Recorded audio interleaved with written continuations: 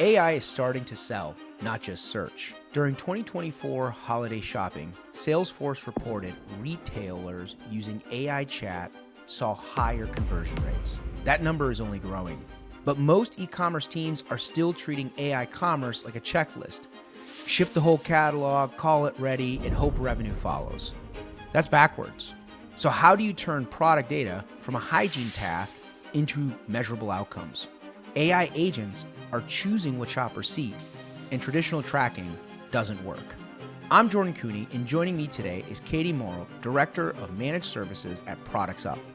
Productsup helps brands like Sephora, HP, Puma, and L'Oreal deliver optimized product content across every channel, including emerging AI commerce platforms. Today, Katie breaks down why send everything is the wrong move, how to curate and segment your catalog for AI discovery, and what to measure when traffic is no longer the point.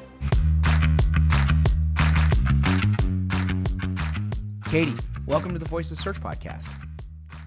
Thanks so much, Jordan. It's great to be here. Thrilled to have you here, mainly because we don't get to talk about this level of detail in e-commerce often.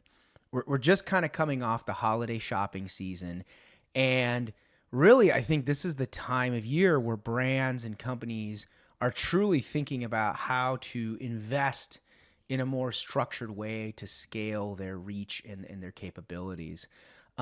As we get into the show, how about you tell us a little bit more about yourself? Tell us a little bit about Productsup and what you guys do and how you guys support the commerce market. Absolutely. Well, Productsup supports 2.2 trillion products a month worldwide, in and out of the platform, out to search, social, affiliate, email, text message, agentic commerce platforms, order management, order sync. We absolutely drive product data for the largest retailers, brands, and manufacturers in the world. We optimize it, normalize it, structure it for each of those individual channels. I've been doing this for 15 years. So I got my start at an agency that did bid management and feed management, channel intelligence, located in Celebration, Florida.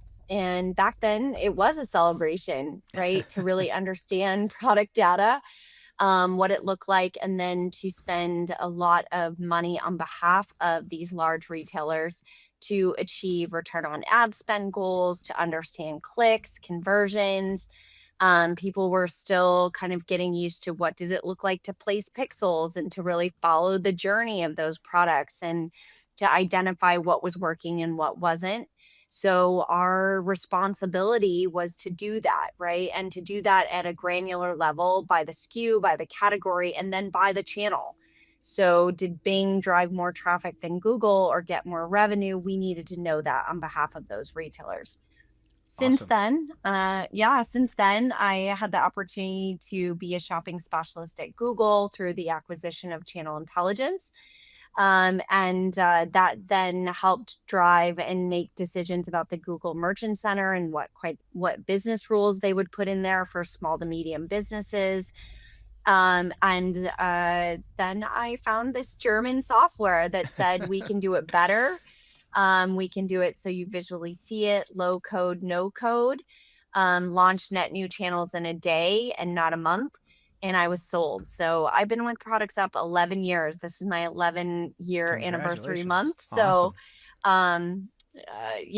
self proclaimed data diva. Love it, love it, love it. Thank you for the intro to Productsup, yourself. And I think I really want to start our conversation around the concept of agents, because AI agents is one of the hot conversations right now across all kinds of work, whether it be content production, whether it be fulfilling engineering tasks or development tasks.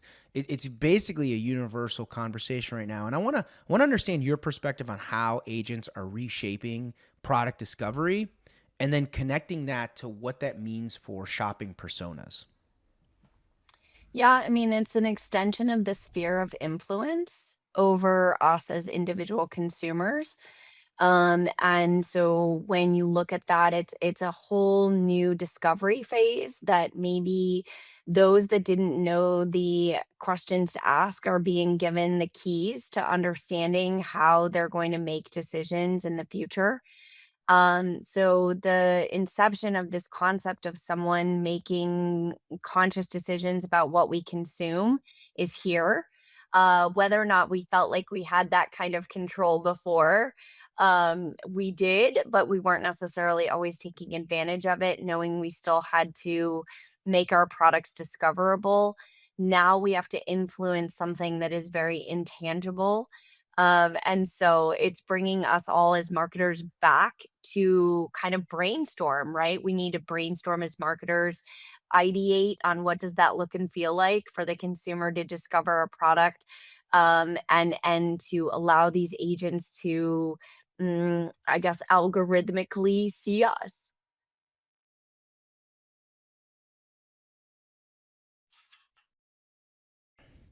Yeah, absolutely. So one of the things I want to navigate towards more on this is personas themselves. Like, how does this help marketers better understand what's happening at the household level? Because that's where really purchases are done, right? At an individual level. But how do we use what's happening in the household to create better knowledge and better capabilities when it comes to our overall marketing and optimization? Yeah, I mean, I think we've taken into consideration the sphere of influence before as marketers when it comes to a household perspective, but not to this level. So you and I are both parents, and we are in the sphere of influence of shoppers. My shoppers here probably spend 20% of the overall budget, right? In I want this snack or I need this new toy, and it's only becoming more and more prevalent as they are also obtaining devices, right? Their devices are now starting to historically collect this information. And oftentimes I see their algorithms in my behavior Mm. on my platforms. And so then I have to consider, did I look at these shoes? Did I look at that e-bike? And Meta already is showcasing, like, for example, I'll see ads for e-bikes, and I'm like, I'm not in the market for an e-bike, Right. but my household for sure is in the market, and they're researching it and they're watching content about it. So how are we then, as those responsible to drive that revenue, going to be able to target all of those in a household? And that's what we're really looking at, right? That's that ideation. Like, now I have an audience of five, not an audience of one. Yep. Yep. And I want to transition this from like understanding who we're targeting and where we're targeting to really the concept of like measurement, right? Because measurement is something that's been under a extreme amount of stress over the last 2 to 3 years, and now as we're looking at AI as a new vehicle for consumer discovery, it's even becoming more and more complex. Tell us and tell our listeners a little bit about what the readiness KPI is, and what are some of the traps, and what are some of the expectations that we should have as we see more and more of a push towards AI platforms and AI discovery for commerce. I love this question. So structured data, right? Let's start at the base, the journey of one product. What does that look and feel like? That's gonna be my core message forever. So you need to have a solid product catalog. You need to understand your data sets. You need to make sure that things are multi-noded, right? So you have a multi-noded structure as to what products live in categorically so that you can then represent them. Number one. Number two, I know a lot of marketers are focused on building out persona based information. So if that product now is going to expose itself to multi personas, what does that look and feel like? So start with good structured data and then building out those personas to understand where you're going to take that information. I would say another one for me is, as we're kind of starting at the horizon of this, I would not necessarily recommend sending all products. Mm. So if you're really trying to start at the base of an experiment, start small. because this is really an experimental phase where, okay, so now I'm going to take my top 50 products or my top category, and that's what I'm going to expose using things like llm.txt to validate what you actually want to expose to the agents. And then you're going to track from there. Because if you go and expose 50,000 SKUs and just release them into the ocean of robots, you're not going to be able to track that. So I really do think we need to think a little bit smaller at the initial stages so that we can understand impact as marketers and then release more and more from there. And I think that that's the way to do it, especially in Q1, Q2 of 2026 when we're really here at the forefront. That way, then we're keeping a control group, and we're saying, okay, now we can really see what does that feel like from a smaller segment and then expand from there. I want to double click on something, which is like sending everything, right? Like this is a concept that I've been talking to a lot of different brands with, and actually other providers too that exist in this new LLM discovery environment. So one of the examples that I'm hearing a lot about is like building a cache or building some sort of a repository of my pages that I want LLMs to prioritize or use, aka it's like the old sitemap of SEO. But you know, Katie, the Oh funny my thing gosh, is, full circle. We're right, like full circle, 20 years absolutely. ago called How's Your Sitemap? Yeah, yep, and we're coming back to that. But to your point, this is the point that I want to dive into is it's not about everything. Sitemaps used to be about everything, but LLMs are not going to crawl the entire web the way Google has. And so this prioritization exercise, especially for commerce, becomes very complicated. And one of the main, I guess, pressure points that I want to test with you is how do you prioritize when you're an e-commerce site? Where do you put brand versus product versus category versus informational type pieces of content? And then how do you prioritize specifically your product catalog? Well, I can speak to the product catalog part. And if you don't have a good business intelligence, business analyst, good tool that you feel confident in when it comes to the representative categories and even at the SKU level, that's stage one. So you need to feel confident, even if there's an over under of, let's say, less than 12% when it comes to traffic numbers. If you're at 25%, then maybe you need to look at getting a new tool. But that being said, at this point, us as marketers, we as marketers should already understand our data set. What is my top performing category? What are my top performing SKUs? And what is that cadence? Is it every 7 to 10 days? Is it every 20 days that shifts? And that's where to get started, really hyper focusing on those products, knowing that either or high revenue drivers, high margin drivers. I mean, we really should be having our catalog segmented out. And I will say a lot of our 2.2 trillion products are still getting it wrong. Hmm. And they are exposing everything, every fuzzy sock, every, toothpick. Why? While I understand that the Walgreens has toothpicks, that's not getting me to come back to the store. Right. So if we don't understand what's actually driving that, start there, and look at your catalog holistically. Do you only want to expose net new products because you're looking for, um, you know, brand new people to your site? So what are your KPIs at their base? If it's high traffic, then you only expose high trafficked SKUs, high trafficked categories. So as a marketer, look at what your KPIs are internally and then say, okay, now that's how I'm going to segment my catalog. And I gave you this story at one point. You and I have done business together that we have merchants who are sending upwards towards 300 million rows of information for their local inventory ads. And I find it obscene. I Mm. find it absolutely obscene. No marketer wants to be looking at any of that, working towards that. And I get that it's a localized program, and I get that you want to make sure that we can get to you for that one item. But at the end of the day, we're searching for children's Tylenol, and that's what's going to get us to brick and mortar. And it's not the fuzzy socks, right? The Right. fuzzy socks don't need to be in your catalog. it just muddies the water and makes it much harder for all of us.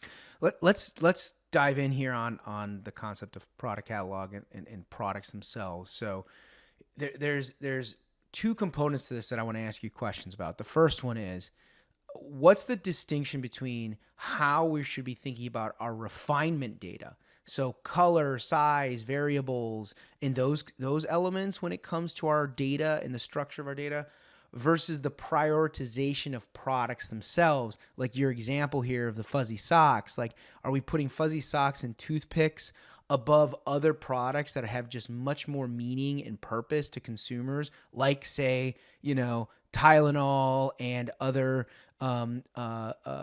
products that would help a consumer who's looking for a brand like Walgreens that is very relevant from the pharmacy perspective? How do we think about those two aspects as it pertains to prioritization?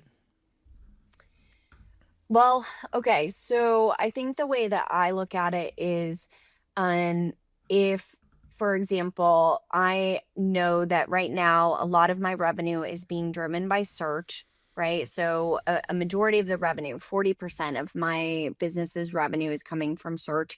It is important to have the party toothpicks, right? It is important to tell somebody that I have the Christmas fuzzy socks because I'm going to a sock exchange, although seasonal. So again, taking that one step further and saying fuzzy socks seasonally. But what is actually getting people to drive to store? That's a brick and mortar strategy, and that's search, and that I understand. But then complementary to that, and what you asked was, okay, so the same data set, I have a men's polo shirt. Is it always necessary to send every size? Right? Mm-hmm. So I know I'm a size medium. I'm going to go look for a blue men's polo and hope they have a medium, right? But I'm spending my ad dollars on small, medium, large, extra large. And for some channels like social, that is absolutely unnecessary. It is a visual discovery stage, and I see people continuing to send every variant of every SKU to social, and they're just making their jobs harder. So, I remind people, think about yourself, right? Are you like, oh my gosh, I'm on Facebook. I need to look for a um a pleated front denim pant right now in 3230s? No, but you might see them, right? You might Yep. see a pair of Yep. cool jeans, and that's the discovery. But when I'm on Google, yeah, I want my exact size. I don't want to mess around. I'm ready to buy. And Agentic needs that too, right? So I'm a man who has maybe a shorter inseam. I'm a 28, and I don't want to spend tailoring costs anymore. So what brand actually carries their, 28 size inseam? Are those more rare, right? The 30s and the 32s are super common. So maybe that's not where I'm trying to discover it. And that's how agents are going to come into play. Is I finally have somebody or a friend, an agent, to tell me how to find those short pants that I've for Right. sure gone to 20 retailers looking for. Yes, I love this. And I think this is a really good segue to where we think about concepts around product data and the shift that we're seeing in the market now. Because the shift is much more extreme than just Google shopping today. And traditional search was very good at organizing these relatively binary data points, right? Your concept of inseam or color or other components, those are easily managed in a Google shopping traditional search like experience. But to your point, if you're trying to understand a complex set of data, like, is an inseam more popular than another, and what are the brands associated to that size or fit, those are much more complex and are not easily defined in a traditional search experience. So my question for you, Katie, is how should we be thinking about product data differently? How should we be taking this into account as we shift to this AI discovery world? And more importantly, How does this impact things like seasonality, use cases, best selling, and all these other more complex discovery desires that we have as shoppers? Well, it's not a set it and forget it. That is absolutely true. Um, and you're going to need to keep on top of the focus of your catalog and the trends and the seasonality and what's new and popular. And so the influence of TikTok shops is going to be something you need to be aware of, or the influence of, things that are happening in media needs to be really relevant. So a sporting good retailer, right, has a very big responsibility now to stay on top of what are we exposing on Agentic for the agents when it comes to who's coming up, right? March Madness is coming. Who's going to win? When do they want the jersey? Where do I find the jersey right now? I need a jersey for tonight kind of experiences. And they're going to hope that the agent's going to come in clutch, right? Yeah. Oh, you can find that, in this arbitrary store somewhere that you would have never thought of. And you can go get it on your way to the bar where you're meeting your buddies. So being on top of those ever shifting changes is our responsibility and how we expose it. So the product data is going to need to change much more often. The optimizations, the exposing of the information will need to change on a very regular cadence in an effort to keep up with those trends. And so I think about this. All of a sudden, I can't anywhere find a Neato. A Neato is this squishy toy that my daughter is just insisting she has to have. And I said, well, they always carry it at the store down the street. And she said, no, I actually went there on my scooter and they told me next Tuesday there's going to be a delivery of these Neatos. And I was like, wow, like that's how fast things are changing, right? Like they were on the shelves for months and months just sitting there and now she has to have it. Right. And so much so that she's like asking the store when it's going to be in inventory and she's 10. So I thought to myself, wow, that's a big responsibility on the marketers to say what's up and coming, what's new. How are we going to sell 100,000 units of Neatos this month, right? So many things come into play where on the agentic side, what is the most popular? What is our web window update? What's new and upcoming? So the best new grill out there, right? That's connected to Bluetooth and has a speaker. Is that what's going to be hot this summer? Maybe. And so that needs to be discoverable. So if we want to drive certain things, we actually have kind of more power than we ever did before, too, right? To say, I'm going to expose these only net new products, our new looks, right? We're, each year you see on all these retailers websites what's new. So maybe only the new things, right? Because you're wanting new customer acquisition, Mm. or you want to drive what's been seen in New York Fashion Week. So if you don't have a tool that helps you make those decisions quickly, and you're not set up for that, you're going to miss a lot of opportunity this year and ongoing, because this is just the beginning. You you tiptoed around a couple of really interesting concepts there, and I wanna look at these more specifically. One of them is this concept of how consumers are going to change the way they shop. So like this shift that we're seeing, that's like, maybe you want to call it like the Pinterest like shopping, the social shopping, this more like discovery based shopping versus what's traditionally been a keyword based shopping, a much more transactional thing. I need X, I need three of these, right? Versus this like emotional, connected, kind of more passive way that we may consume online. As we see this shift or change in trend, how does our data become more important in helping to orchestrate these shopping experiences? Well, I mean, I have a little bit of concerns that the agents are going to start taking over who I am as an Mm. identity.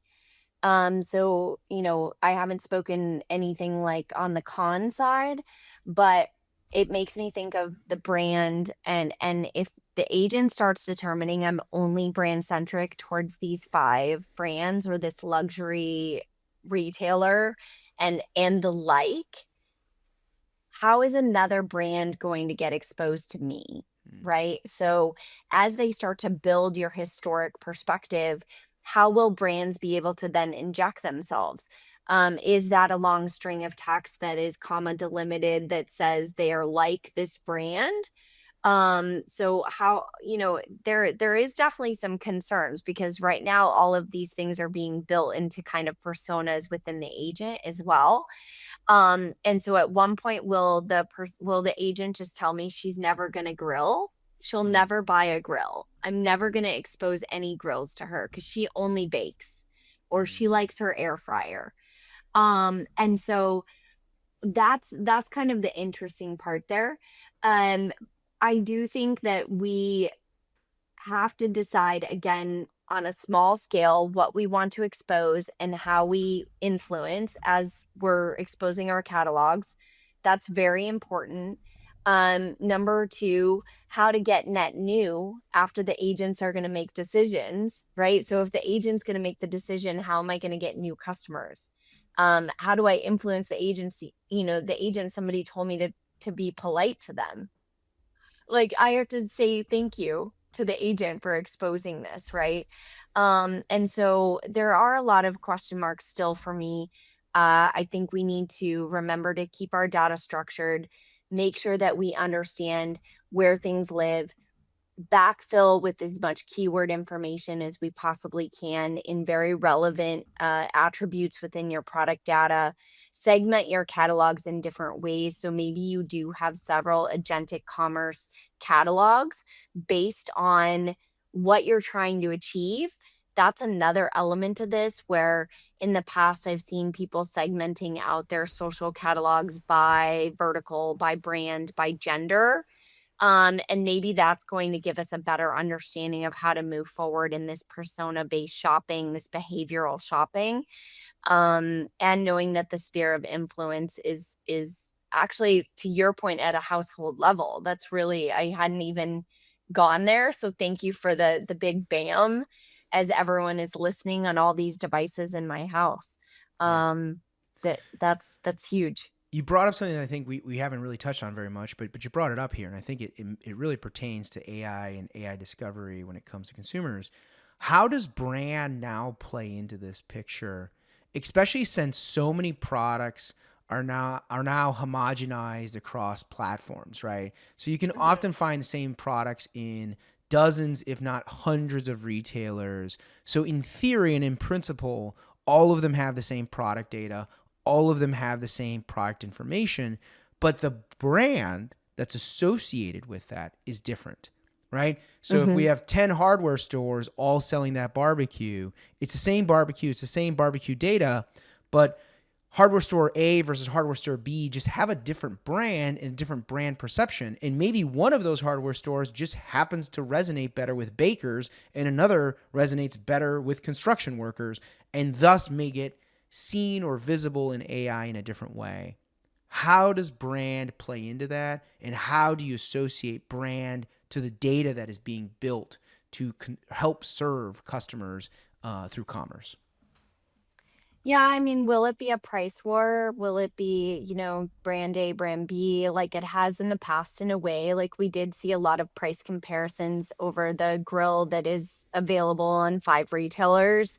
Is it available today? Is it available for pickup? So I think making sure that your structured data has that information because we're getting a little bit smarter on how we're talking to agents because not only do I want those pants, I want them today and I need them by 5 o'clock and I don't want to get out of my car. Right. So Right. Right. if you aren't injecting that rich content into each SKU, so is it the lowest price? Is it on sale? Is it available curbside? Is it available for delivery? Can I get that grill door dashed? Which you can't. But which I found you can't. They don't really want someone with a truck picking up your grill. But that being said, I'm in the middle of a party and my grill dies, right? I mean, am I going to go to that agent? So, rich content at the SKU level. Will it be a price war? We're all trying to save a dollar. So, make sure that you're shored up on your price. because you may win out over the competition over a couple of bucks because gas is high, where the cost of daycare, who knows, right? So if I'm going to save 20 bucks on that grill, I'm going to come to you. And I may not worry that you're not where I typically go. So that's going to become a little bit less of a thing. And again, that discovery, maybe now I'm a loyal customer. And I hadn't ever been to the Tractor Supply to go buy hay for my bunnies, right? I always thought I'm going to the Petco, although they don't sell hay. Right. But now I'm at the Shopper Supply and I see they have clothes and I see that they have a lot of other things that aren't just for a ranch, right? And even though I don't have a ranch. So I will say price is going to be important. Making sure that, you have all that content about availability. Can it be door dashed? So same day delivery type things needs to be in the feed and at the granular SKU level. Yeah, one of the things I'm hearing is like completeness and like readiness to meet customers at their moment of need is critical, and that's where brands should overinvest is ensuring that you can meet every different type of persona's expectations so that they can be present in the shopping moment. Um, Productsup has built a lot of different features around that. You guys have built a lot of different capabilities around that. I'm kind of Mhm. curious to understand what is it that Productsup is doing different in the market? How are you guys competing differently from everybody else, or even from how in-house teams can better manage their data? First and foremost, being first to market with the agentic commerce platforms. It was a privilege to work with them. I know they're working fast and feveriously to understand, right? Because as much as it's an agent, it's also people trying to make sure that they're ready for the presence of SKUs. And what does that process look like? So that was first. We really came across as a leader and had a lot of content to provide. So that's number one. Number two, building in platform AI data services. So, for example, if you want to go build out those personas, using the example of a unisex SKU. I now need that SKU to be a woman's SKU, a man's SKU. I need it to be good for hikers and runners and joggers, and I need it to be good for wet weather, and I need it to be right. So, how do I take that one product and expose it into multi personas so that it then is ready for an agentic platform? Because I don't want to miss my runner just because this says it's a basketball shoe, right? So, in the past, we've said definitely claim it as a basketball shoe. Ooh, skew shoe. But now, how do I then say, well, it's good for running, it's good for baseball, it's good for sports, it's good for kids, right? So our AI data services are already ready for any of the agentic platforms and building out those personas. We have templates that are ready to build out. We also will be in the future talking about how you get a product data feed ready for LLM.txt. So we're going to be showcasing that. There's some readiness there that you can be doing front loading to get your PDPs ready, your sitemaps ready. You brought that up. Yeah, I think we are here to make sure that those conversations are happening. We talk about what the KPIs are because please don't send all 300 million products. That's just not going to be the way to do this because you're never going to know the impact it has. And so, how do you quickly then identify, isolate, and deliver product content to those agents? We're ready to have those conversations with you today. One thing that really comes to mind in this area of readiness is the the split between speed or how fast you can move to the market versus Yeah. completeness. And Okay. I'm curious to get your perspective is how does that matter in terms of both what Productsup has built as well as how should our listeners take that into account as they think about the execution of their product data Is it about being first and moving fast and being really, really rapid at deploying data and the access of that data to these AI systems? Or is it about really completeness and wholeness that may reach all customers at every possible shopping moment? So the pressure's on from the top down. So the top down says, what are we doing about AI? Right? What this year can you do about AI? Because Mm-hmm. everybody wants, to know that somebody's doing something. So we feel that pressure from the top, and then we have to pause. We hear the pressure. Now we have to be decisive. We have to make good strategic decisions. Because we're already ready for you, we can give them that minute, that breath. Take a breath. Okay. So while you want to engage in that, and we understand from the top down you're getting pressure, let's pause, make some conscious decisions, and then launch. So, yes, that's what everyone's doing. They're feeling the pressure. We have readiness, but let's take a pause and be decisive and make sure that the data is structured and ready. Because the worst thing we can do is expose bad product content to the agents, because at that point, you're building a bad historic presence with those that are making future buying decisions on our behalf. Yeah, super valid point, and I love that. And I think it's really resonant around concepts that we've talked about not only on this show, but you and I have talked about things like hallucinations and providing bad input. And if you're already putting in bad data, it's only going to exacerbate the problem. So let's Yeah. transition to my favorite time of our show, which is the lightning Okay. round. I'm going to hit you with some go. questions from today's episode, and you're gonna give me a 30 to 60-second response on these. Ready? Deal. Yes. Awesome. All right. What's the biggest mistake brands make when they try to be AI commerce ready? They don't know how people are going to actually buy their products, and they can't see that that's where it came from. And in this tracking ambiguity world we're living, like how do you make good decisions? You expose just a small subset of your product catalog, and you watch it every day. Love that. Love that. Love that. Okay. If you could only segment a catalog one way for AI platforms, what would you choose first and why? What's my KPI? If my KPI is revenue, it will be top revenue driving SKUs. If my KPI is bring new customers to the website, I would expose only net new products. If my KPI was traffic, I would only expose my high click SKUs. If my KPI was to sell more shoes, I would only expose shoes.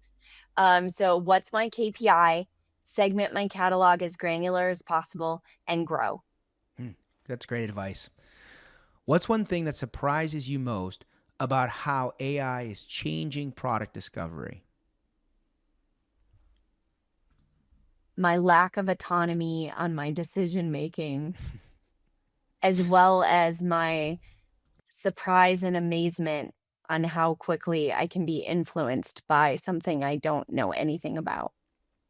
Are you ever concerned that there just isn't enough selection, that there isn't enough choice when you're going through AI product discovery versus maybe even traditional search?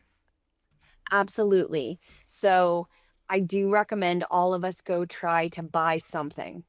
And it is very limited. It's like the very early days of Google frugal shopping, where I have 5 things to look at.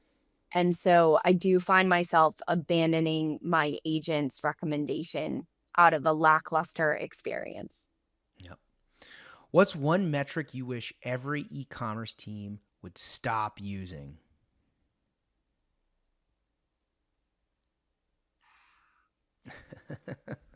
That's tough. I love data, Jordan. I know.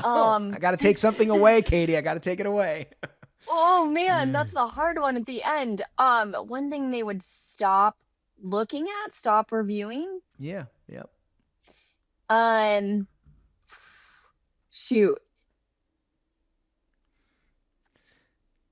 I, Nothing. Give me more. Give me Give me more more? All right. information, more granular. So I'm going to tell you nothing. I want to Okay. see it all, and I want it at the SKU level, if not the variant level.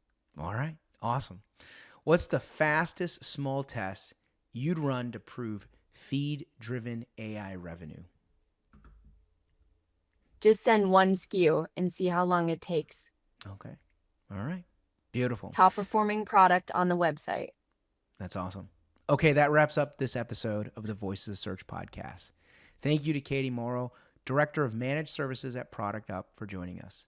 If you'd like to contact Katie, you can find a link to her LinkedIn profile in our show notes or on thevoicesofsearch.com, or you can visit our company website, productsup.com.